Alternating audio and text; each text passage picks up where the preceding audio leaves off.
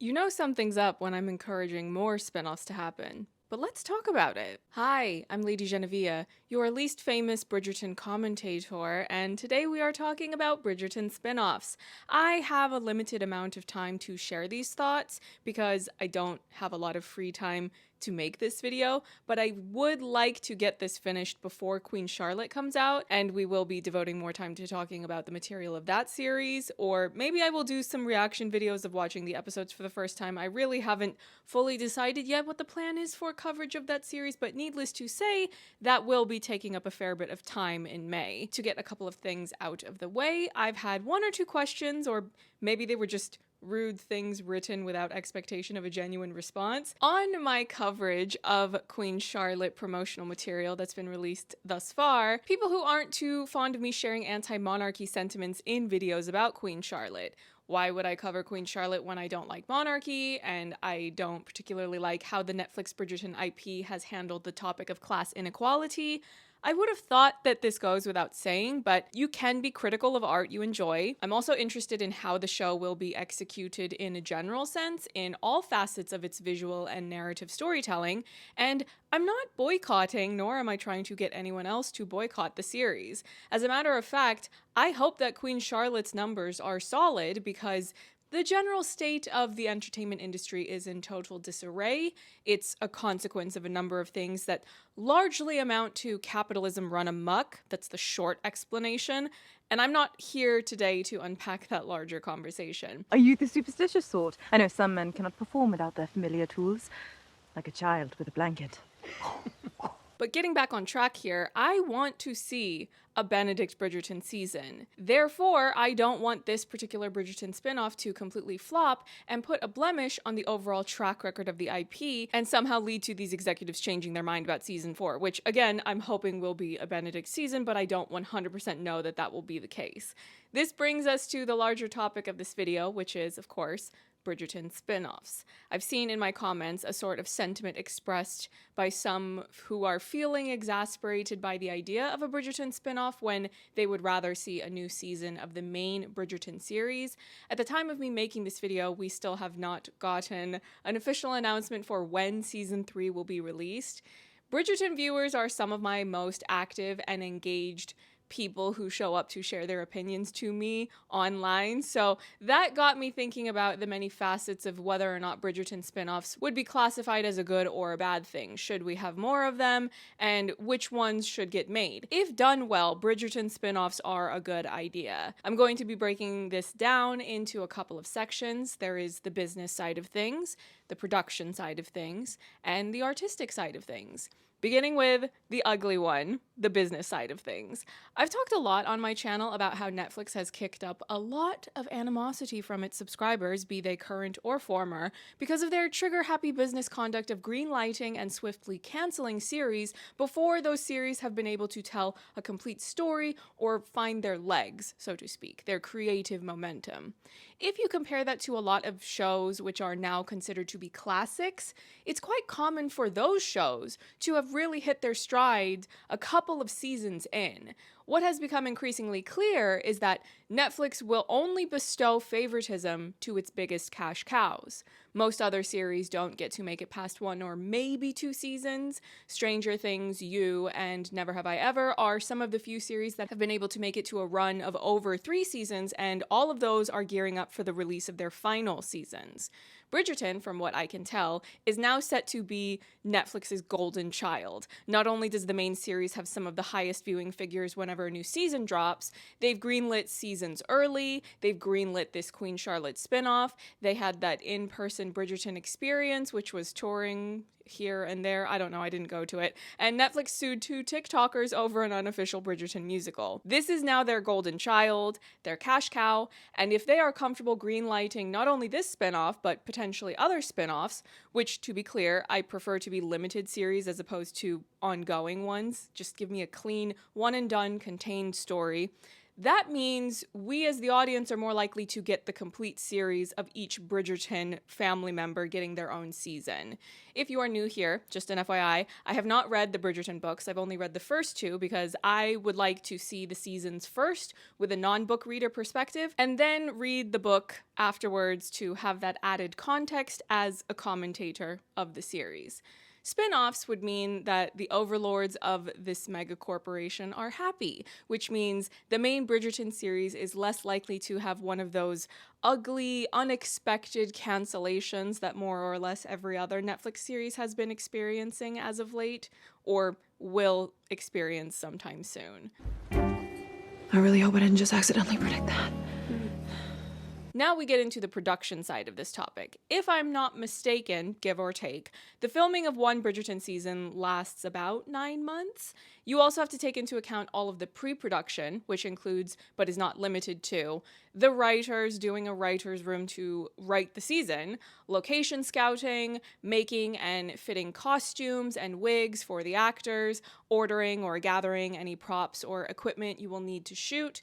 Then you also have the post-production timeline of editing all of the episodes together, plus the promotional tour to market a new season ahead of its release. I've said this before, but I will say it again just in case any of you watching this are new here.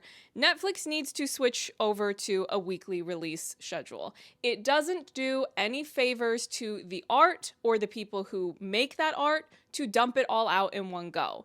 In the old school traditional network television setup, you would have shows airing episodes while the later episodes in the season are still being filmed. That is one of the reasons why those series are able to be released more or less like clockwork. They start in the fall, they end in the spring or early summer. Bridgerton only has 8 episodes per season. Queen Charlotte is a limited series with 6 episodes. There is no reason to start releasing those episodes on a weekly basis without all of them being finished. But building up the cultural presence of a show works a lot better when you have a bunch of people talking to each other on or offline about, oh my gosh, can you believe what happened in the new Bridgerton episode? Can you believe what Anthony said to Kate when they were alone together? The mouth on that man, I'm obsessed. Now, how does this relate to spin-offs, you might ask? A couple of ways.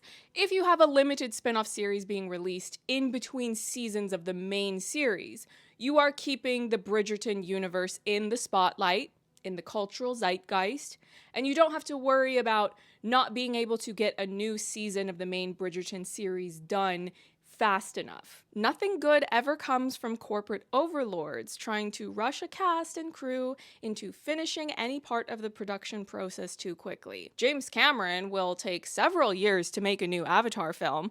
Those VFX artists have plenty of time to completely innovate the entire field of VFX that they work in, because they have the rare gift of working on something where the auteur is the boss. No one can tell him what to do, and he insists on it being done at the highest standard possible, no matter how long that takes. Another added benefit on the production side is that if you have a slightly longer window for the actors on the main Bridgerton series between filming each season, they will have enough opportunity to do other jobs. If you don't know what goes into being an actor, perhaps you've never taken acting classes, you never really learned about the process of acting, what drives a lot of actors, there is that possibility that you could become creatively stifled or restless or even resentful if you find yourself stuck working on this one job, playing this one character for all of these years, when you want to be able to explore and create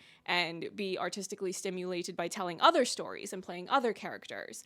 I already expect that certain actors will cycle themselves out or be far less present if we end up getting several seasons in, just because they're going to get offered other jobs. And to be fair, they should take those jobs if it's a better fit for them and their careers, as well as their artistic fulfillment. But I still think that having spin-offs inserted here and there between seasons of the main show has the possibility to help prevent burnout that could have been avoided if people had thought about these actors on a human level instead of just them being cogs in a machine that generates profits. Now this brings us to the artistic side, which I think is the section that will resonate the most with fans of Netflix's Bridgerton. I don't think the average Bridgerton fan is thinking to themselves, well, I sure hope that the corporate overlords at Netflix are satisfied with their ability to capitalize on this IP. But I wanted to be well-rounded in unpacking these different facets in this topic. Let's take a moment to think back on season 2. What was one of the main complaints that a fair few people had about watching that season? I know I myself sure had a word or two to say about it. Too much Featherington family content. That's not what we were tuning in for. We wanted to see Kate and Anthony being feral. Although I can be sympathetic to the fact that the writers of this series need to take care of all of their characters and the actors playing them and set things up for the seasons that will be following the current one, because Netflix did give this series an early renewal. I'm also a person with emotions and feelings. It's only natural that I will have my favorites, and I want those favorites to get more airtime. Having said that, though, the Bridgerton universe is jam-packed full of characters, and to the show's credit on both a writing and acting level, even smaller supporting characters with less screen time have piqued my curiosity. I can see the potential for them to get more airtime, though perhaps preferably not at the expense of my favorites on the main show and or whatever the main couple of that particular season is. Although I don't think that Queen Charlotte ever needed a spinoff. I never wanted that to be the spinoff. I've already made it clear on multiple occasions that it's an ideologically baffling choice for her to be the one to put under the narrative microscope in your fantasy escapist romance series. But if you take the Queen Charlotte series as an example of what could be done with other characters whom we've already seen in some capacity on the main Bridgerton series, this opens up a whole lot of possibilities to flesh out the things that we don't have time to fit into the main seasons. You can even keep the 6-episode format if you would like, pitch it as a cost-cutting measure, but it would honestly work out fine because I would imagine these spin-off series to be ones that are not set up to be giant ensemble pieces the way the main show is. You will have one main couple and presumably some other familiar faces when it makes sense for that story, but you can focus in and do those contained stories that expand and develop the Netflix Bridgerton universe in a way that works creatively and can genuinely entertain and engage the show's audience. This brings us to the final section I wanted to cover, which are some of the spin-off ideas that I think could be interesting to do.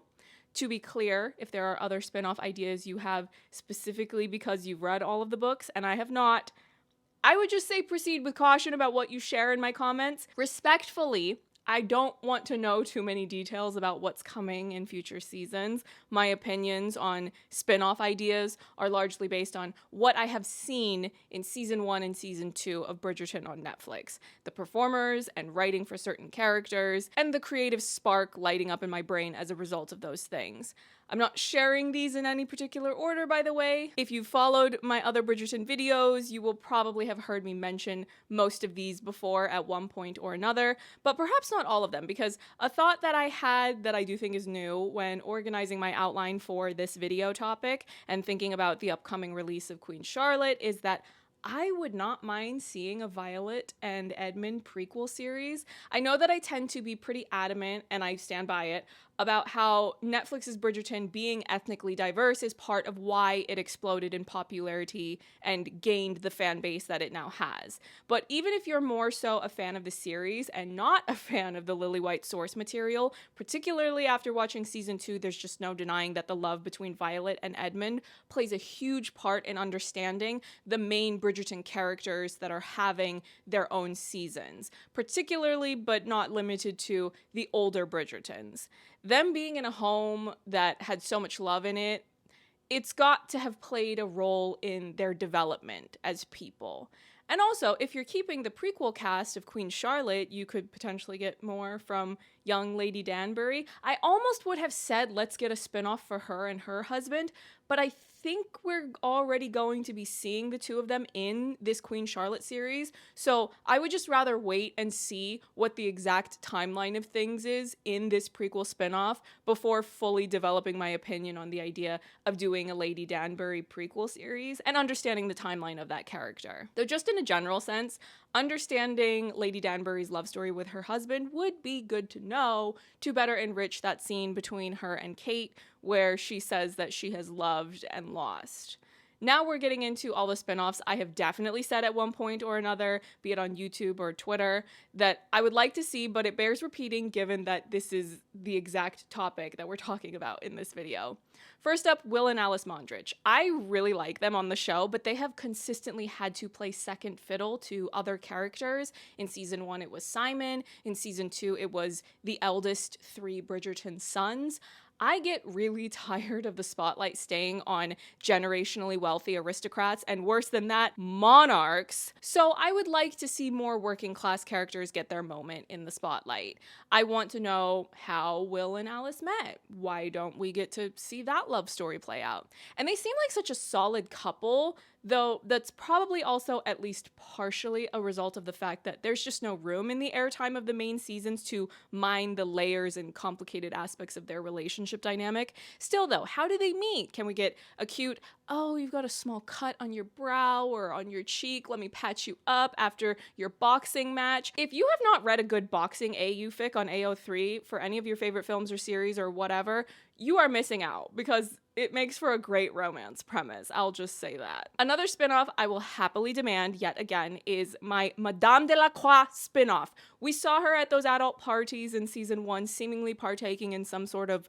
threesome situation, which means in my mind she's bi, and we would get a sapphic Bridgerton spin-off series. One of the problems with the way the Bridgerton universe has been set up for Netflix is that they've already established in season 1 that unfortunately you cannot just be openly out. Apparently racism has been solved in this universe, but not all the other types of bigotry. Not to mention the whole marriage mart thing is rooted in economic inequality. Specifically, women cannot afford to not get married because they could get cast out in the streets.